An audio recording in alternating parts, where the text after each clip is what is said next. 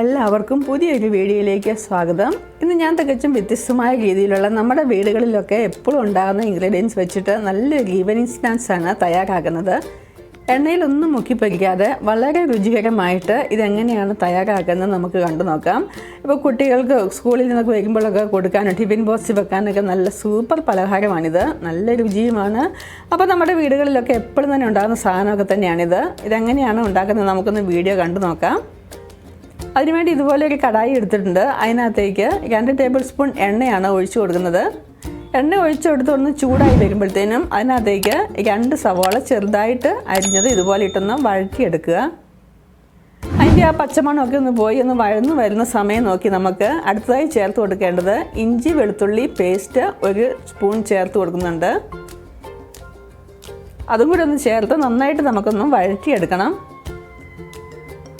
ആ ഇഞ്ചി വെളുത്തുള്ളിയുടെ ഒരു പച്ചമണം ഒന്ന് പോയി കഴിയുമ്പോഴത്തേനും പിന്നെ അടുത്തതായിട്ട് നമുക്ക് ചേർത്ത് കൊടുക്കേണ്ടത് പച്ചമുളകാണ്. ഞാനിവിടെ 2 പച്ചമുളകാണ് ചേർത്ത് കൊടുക്കുന്നത്. എരിവ് അധികമുള്ള മുളകാണെങ്കിൽ 1 ചേർത്ത് കൊടുത്താൽ മതിയാവും. പിന്നെ നമുക്ക് പൊടികൾ ചേർത്ത് കൊടുക്കണം. 1 ടേബിൾ സ്പൂൺ മല്ലിപ്പൊടി, 1/2 ടീസ്പൂൺ പെരുംജീരകപ്പൊടി, 1/2 ടീസ്പൂൺ ചെറിയ ജീരകം പൊടിച്ചത്, 1/2 ടീസ്പൂൺ മഞ്ഞൾപ്പൊടി ചേർത്ത് കൊടുക്കുന്നുണ്ട്.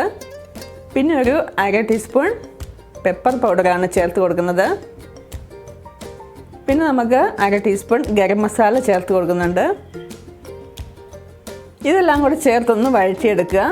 ഒന്ന് വഴന്ന് വരുമ്പോഴത്തേനും അതിൻ്റെ ആ പച്ചമണം എല്ലാം ഒന്ന് മാറി കഴിയുമ്പോഴത്തേനും പിന്നെ നമുക്ക് ചേർത്ത് കൊടുക്കേണ്ടത് തക്കാളിയാണ്.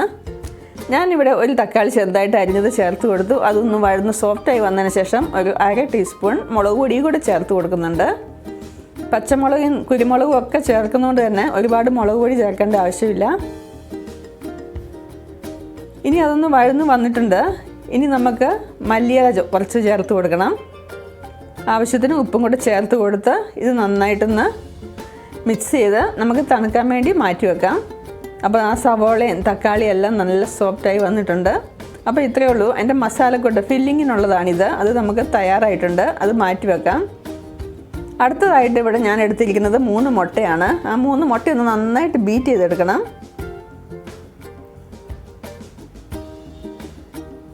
ആ ബീറ്റ് ചെയ്ത മുട്ട മാറ്റി വെച്ചിട്ടുണ്ട്. പിന്നെ ഒരു 3 മുട്ട പുഴുങ്ങി ഇതുപോലെ ചെറിയ ചെറിയ പീസുകളാക്കി കട്ട് ചെയ്തെടുത്തിട്ടുണ്ട്.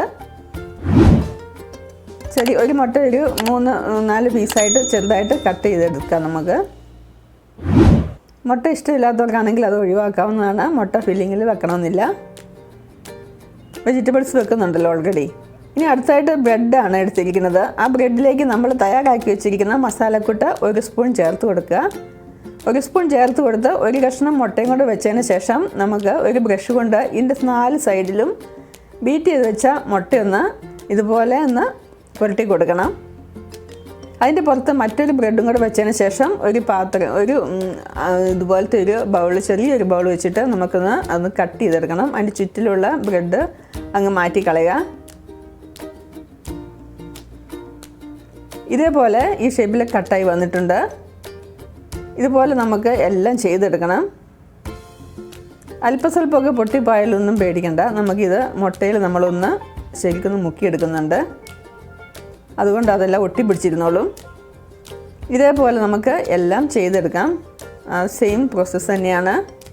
ബ്രെഡ് വെക്കുക, അതിൻ്റെ പുറത്ത് ഫില്ലിങ് വെക്കുക, അതിൻ്റെ ഉള്ളിൽ ഒരു ചെറിയ പീസ് മുട്ട വെച്ച് ഇതുപോലെ വേറൊരു ബ്രെഡ് കൊണ്ട് കവർ ചെയ്ത് 4 സൈഡ് ഇതുപോലെ ഒരു സ്പൂൺ വെച്ചിട്ട് നമുക്കൊന്ന് പ്രസ് ചെയ്ത് കൊടുക്കുകയാണെങ്കിൽ അത് അവിടെ ഒട്ടിയിരുന്നോളും. മുട്ടയൊക്കെ തേക്കുന്നതുകൊണ്ട്. അതിനുശേഷം നമുക്ക് ഇതുപോലെ ഒന്ന് കട്ട് ചെയ്തെടുക്കണം. ഈ കട്ട് ചെയ്ത് മാറ്റി നമുക്ക് കളയണ്ട. നമുക്കത് പൊടിച്ചെടുക്കുകയാണെങ്കിൽ ബ്രെഡ് ക്രംസായിട്ട് ഉപയോഗിക്കാൻ പറ്റും. ഇതുപോലെ ഞാനെല്ലാം തയ്യാറാക്കി എടുത്തിട്ടുണ്ട്. ഈ ബ്രെഡ് ക്രംസ് പൊടിച്ചെടുക്കുമ്പോൾ അത് നമ്മൾ നല്ല ക്രിസ്പി ആയിട്ടിരിക്കാൻ വേണ്ടി നമുക്കൊന്ന് പാനിലിട്ട് നന്നായിട്ടൊന്ന് ഫ്രൈ ആക്കി എടുത്ത് ഫ്രീസറിലോ ഫ്രിഡ്ജിലോ ഒക്കെ വെക്കുകയാണെങ്കിൽ നമുക്ക് കുറച്ച് കാലം ഉപയോഗിക്കാൻ പറ്റും. കട്ട്ലറ്റൊക്കെ ഉണ്ടാക്കുന്ന സമയത്ത് ഇതുപോലെ തന്നെ പുതിയ ബ്രെഡൊന്നും മേടിക്കേണ്ട ആവശ്യമില്ല. ഇത് നമുക്ക് തയ്യാറാക്കി വെക്കുകയാണെങ്കിൽ കട്ട്ലറ്റ് അതുപോലെ എന്തെങ്കിലുമൊക്കെ സാധനങ്ങൾ ബ്രെഡ് ക്രംസിൻ്റെ ആവശ്യം വരുമ്പോൾ നമുക്ക് എടുക്കാവുന്നതാണ്. ഇതേ രീതിയിൽ തന്നെ എല്ലാം ഇതുപോലെ ഉണ്ടാക്കിയെടുക്കാം.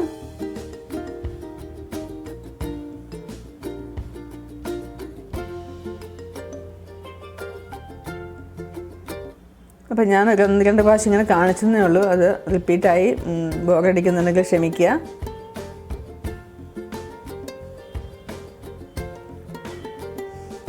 ഇതേപോലെ നമുക്ക് എല്ലാം ഇതുപോലെ ഒന്ന് തയ്യാറാക്കിയെടുക്കണം. ഈ തയ്യാറാക്കി എടുത്തിരിക്കുന്ന ഈ ഒരു പലഹാരത്തിൻ്റെ ഈ ഒരു റെസിപ്പി നമുക്ക് നേരത്തെ എടുത്ത മുട്ടയുടെ ബാക്കി ഉണ്ടാവും.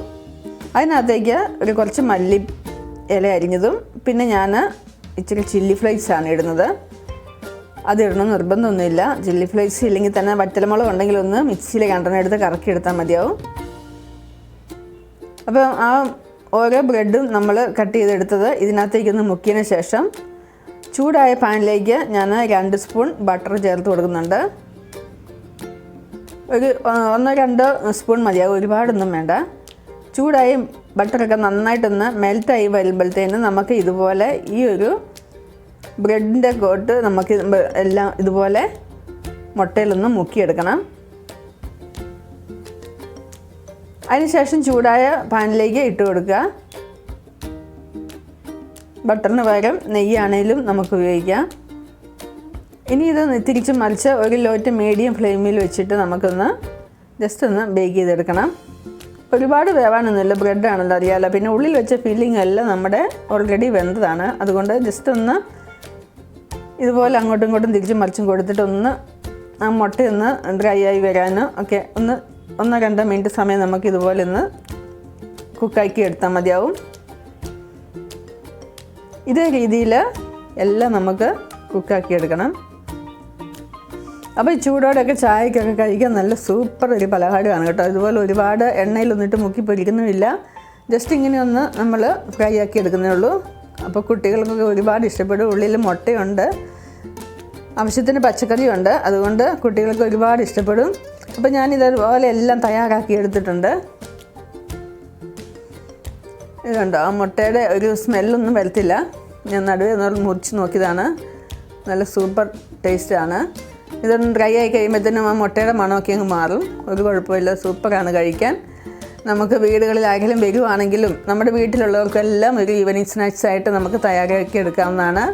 അപ്പോൾ നിങ്ങൾക്ക് ഈ വീഡിയോ ഇഷ്ടപ്പെട്ടെന്ന് ഞാൻ വിശ്വസിക്കുന്നു. ഇഷ്ടപ്പെട്ടെങ്കിൽ നിങ്ങൾ തീർച്ചയായിട്ടും എപ്പോഴും ഞാൻ പറയുന്ന പോലെ തന്നെ ഒന്ന് വീഡിയോ ലൈക്ക് ചെയ്ത് സബ്സ്ക്രൈബ് ചെയ്ത് ഷെയർ ചെയ്യാൻ മറക്കരുത്. അപ്പോൾ നമുക്ക് അടുത്ത വീഡിയോയിൽ കാണാം. എല്ലാവരും ഹാപ്പി ആയിട്ടിരിക്കുക. Bye bye.